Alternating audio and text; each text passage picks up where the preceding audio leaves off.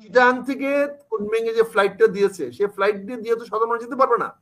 তারপর ভিসার যে প্রসিডিউর হবে, যেতে পারবে না। হয়তো যদি ফ্রি ভিসা করে দেয় কুনমিং পর্যন্ত, তাহলে হয়তো হইতে পারে।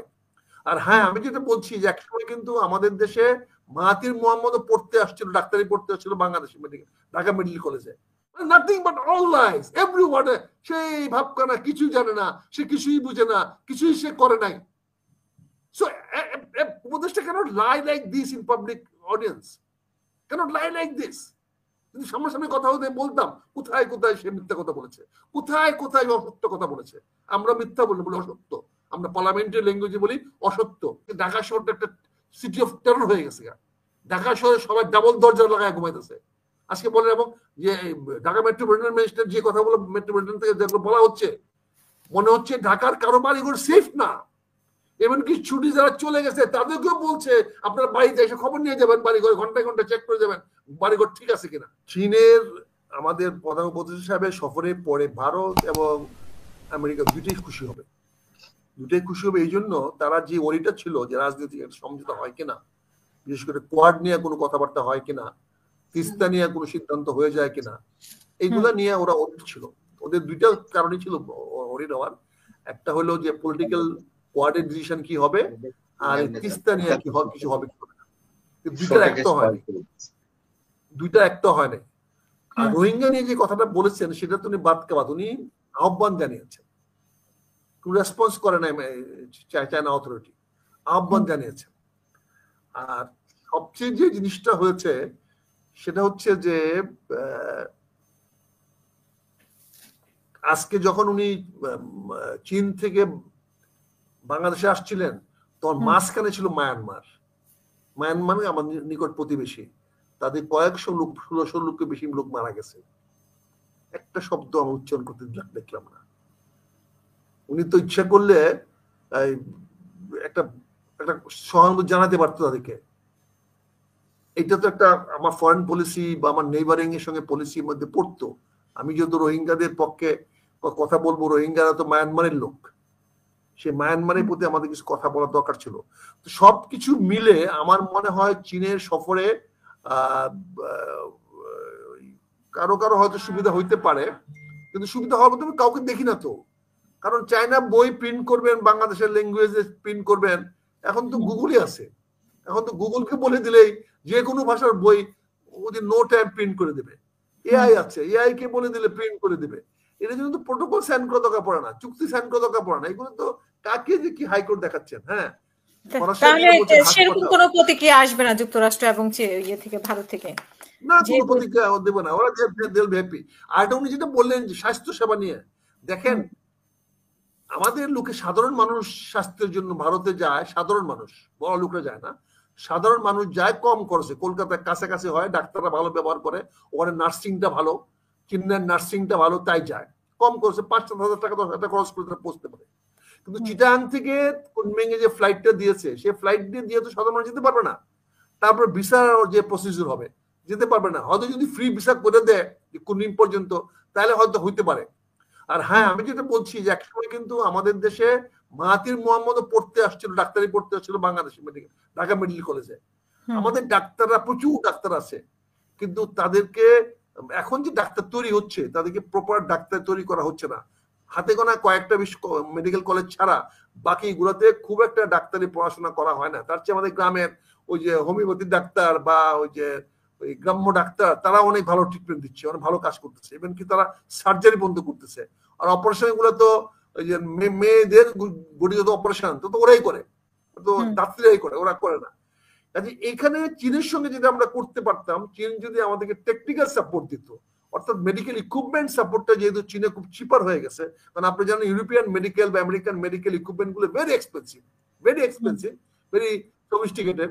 সেইগুলো চীনেরা কিন্তু খুব লো কস্টে বানিয়ে ফেলেছে, প্রচুর ইকুইপমেন্ট, রেডিও মানে অল মানে হেলথ কেয়ার ইকুইপমেন্ট বানিয়ে ফেলেছে।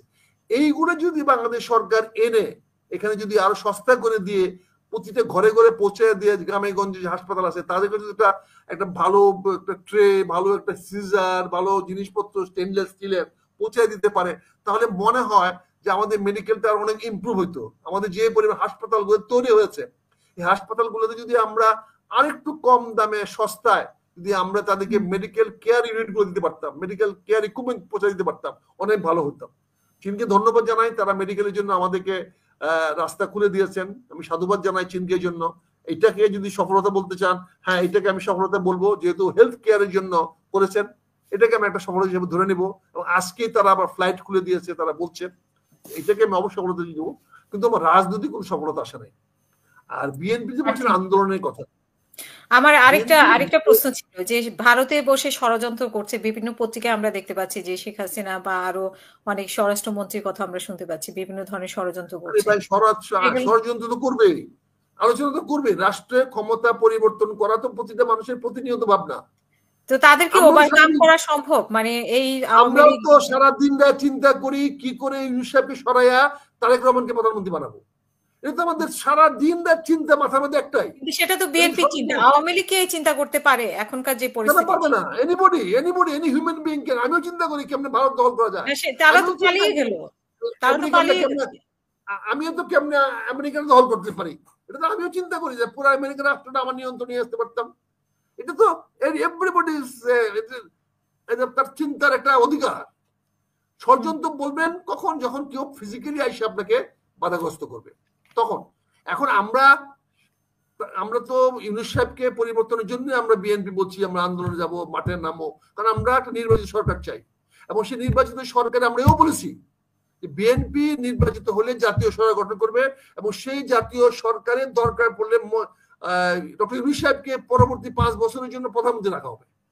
এটা আমি দায়িত্ব নিয়ে বলছি, এটাও সম্ভব, এটা হবে, হওয়া উচিত। কিন্তু জাতীয় সরকার করতে হবে নির্বাচনের মাধ্যমে, যাতে সে ফালতু লোকেরা কথা বলতে না পারে। সকল সরকারকে নিয়ে যাতে সরকার নির্বাচন হন, নির্বাচন হইলে এমপিরা আসবে, জাতীয় সরকার গঠন করবে এবং সেই সরকারের প্রধান থাকবে ডক্টর ইউনূস। আমার মনে হয় দেশমাতা খালেদা জিয়া সেটা মেনে নেবেন, তারেক রহমান ইন্ডিকেশন দিয়েছেন, মেনে নিয়েছেন।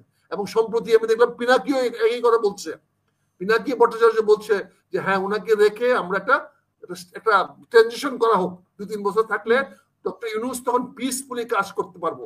এই শফিকুল হকের মতো ফালতুগুলা সরে যাবে, আসিফ নজরুলের মতো ফালতুগুলো সরে যাবে। এগুলো সরে গেলে তখন দেশটা আরো ভালোভাবে চলতে পারবে, দেশটা সুন্দর হবে, বুঝছেন না?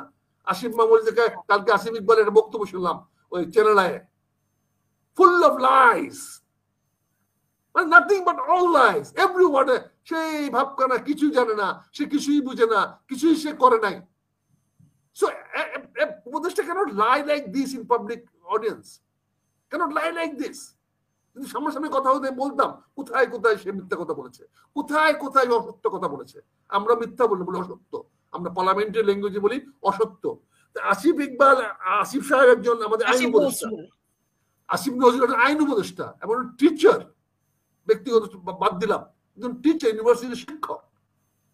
সে যদি এরকম কথায় কথায় যদি অসত্য কথা বলে তাহলে জাতি কার কাছে যাবে? কাজে সেও স্বপ্ন দেখে এখন ডক্টর ইউনূস সরাইয়া সে হইতে পারে কিনা প্রধান উপদেষ্টা, এবং সে 2 জায়গায় বলে ফেলেছে যে এর চেয়ে উনি ভালো চালাইতো। এই কথাগুলো তো মানুষের কাছ থেকে চলে আসতেছে, কান চলে আসতেছে। উনি যাদেরকে আপন মনে করে বলে মনের কথাগুলা, তারাই তো বলে দেয়। আর উনার আশেপাশে তো মেয়ে লোকের ভিড় বেশি থাকে, মেয়েরা খুব, উনি মেয়েদের পছন্দ করেন বেশি। হাসিনা আপনি চেষ্টা করে দেখতে পারেন, বুঝছেন না? কাজেই বিএনপি আন্দোলনে যাবে, আন্দোলনে যাবে কেন?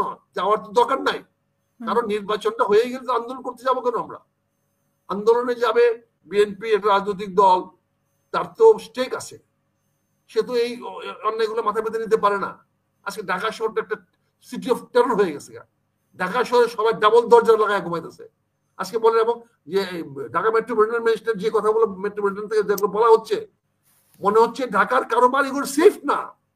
এমনকি ছুটি যারা চলে গেছে তাদেরকেও বলছে আপনার বাড়িতে এসে খবর নিয়ে যাবেন, বাড়িঘর ঘন্টায় ঘন্টা চেক করে যাবেন বাড়িঘর ঠিক আছে কিনা। এটা আমার কথা না, পুলিশ কমিশনার বলেছে আজকে টেলিভিশনে। এরকম যদি টেরোরাইজ করা হয় সারা ঢাকা শহরটাকে, বলেন, ফলে যে এখন বসায় দিচ্ছেন চেকপোস্ট বসায় দেওয়া মানে কি? Is another source of income. এই ছেলেগুলোকে না দিবেন ইফতার, না দিবেন রাতে খাবার, না বসাবেন তাদের কোনো কিছু, পাঠাই দিচ্ছেন গাড়ি দিয়া, গাড়ির তেল পর্যন্ত নাই, যে গাড়িগুলো চলবে সে গাড়ির তেল পর্যন্ত নাই। ছেলেগুলা খাবে কি? এই শেহারি খাবে কোথায়? সে ব্যবস্থা করেন নাই, অথচ এই এতগুলো করে দিচ্ছেন। My goodness, how come? Table tennis, কথা বুঝতে পারছেন? হ্যালো, কাজে আমি যে কথাটা বলতে চাচ্ছি, এই দেশের পুলিশ, আপনি যেটা বলছেন যে বিএনপিও তো চায় এই সরকারকে ইয়ে করে, কিন্তু বিএনপি চাওয়া হচ্ছে যে বিএনপি তো এই সরকারকে না, বিএনপি তো একটা সুযোগ দিয়েছে সংস্কারের জন্য। বিএনপি বলেছে এই সরকারকে সহযোগিতা করব, সহযোগিতা করতেছি, কিন্তু সহযোগিতা করার জন্য সরকার নির্বাচন দিতে হবে। নির্বাচন যদি না দেয় তাহলে আওয়ামী লীগের চাওয়া তো এক না, বিএনপি চাওয়ার আওয়ামী লীগের চাওয়া তো এক না। আওয়ামী লীগ যেটা চাচ্ছে, আওয়ামী লীগ চাওয়া, মানুষের চাওয়া, আওয়ামী লীগ যেটা চাই যে এখন আবার দেশে প্রবেশ করতে, সেই উদ্দেশ্যে তারা ষড়যন্ত্র। না, সে কি চায়, সে প্রবেশ করতে আসুক, তখন দেখা যাবে না। সে প্রবেশ করতে আসুক, চাওয়াটা নিয়ে তো আমার মনে মনে কত কিছু আছে আপা, মনে মনে কত কিছু চাই বলেন। আমি শুরুর সময় যখন এলিজাবেথ টেলরের ছবি দেখতাম ছোট সময়, তোর মনে তেমন একটা বউ হইতো আমার। সেই কবে বাচ্চা স্কুলে পড়ি তখন এলিজাবেথ টেলরের সিনেমা দেখতাম। এলিজাবেথ আমার চিন্তা করেন তখন আমার বয়স কত 9, 10, 11 বছর বয়স হবে। তখন মনে করতাম যে এলিজাবেথ টেলরের মতো যদি একটা সুন্দর বউ হইতো। যখন তার ক্লিওপেট্রার ছবি দেখলাম, দেখার পর তো বললাম পাগল হয়ে গেছি। সেই আশা নিয়ে কি বসে থাকলে হবে? কাজে আমি যেটা বলতে চাই, সেই জিনিসটা আমি বলতে চাই, মানুষের মনের কথা আমাদের খুঁজে লাভ নাই। মানুষ চাইবেই, প্রতিটা মানুষের হিউম্যান সাইকোলজি, মানুষ can remain in one position. মানুষ বাতাসের মতো, পানির মতো, keeps on moving, keeps on moving, keeps on moving. মানুষের মাইন্ড, এটা আমরা আটকে রাখছি হৃৎপিণ্ডের মধ্যে, কিন্তু যে মোমেন্ট হৃৎপিণ্ডটা তো ছেড়ে দেয়, সঙ্গে সঙ্গে বেরিয়ে আসে। সেই চিন্তাটার কোনো শেষ নাই। Anybody can think anything, but practically মাঠে কেউ আসলে সেটা জনগণ প্রতিহত করবে। আওয়ামী লীগের দুর্ভাগ্য হলো মাঠে আওয়ামী লীগ দাঁড়ানোর মতো অবস্থা তার নাই, আসতে পারবে না। আরো কয়েক বছর পরে যদি আসতে পারে, সেটা আমি জানি না, ভবিষ্যৎ বলতে পারবে। কিন্তু রিসেন্টলি আওয়ামী লীগের আসার কোনো সুযোগ নাই।